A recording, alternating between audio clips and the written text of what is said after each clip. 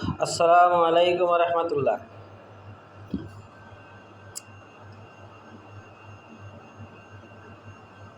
ঢাকায় বা বাংলাদেশের যে কোনো জায়গায় আপনারা আন্দোলন করবেন, প্রতিবাদ করবেন। শুধু প্রতিবাদ আর আন্দোলন করলে ওদের গায়ে লাগবে না।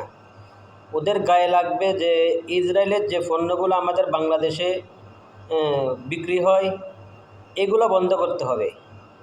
যে আমরা ইসরায়েলের সামান কিনবো না, ইসরায়েলের সামান খাবো না।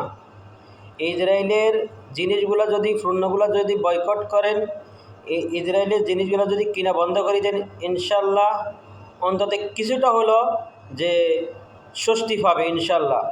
আমার আশা যে আমাদের বাংলাদেশের যত ব্যবসায়িক বাইরে আছেন সবাই এই যে ইসরায়েলের যে আপনার জিনিসগুলো আছে এগুলা বিক্রি করা বন্ধ করে দেন। Likey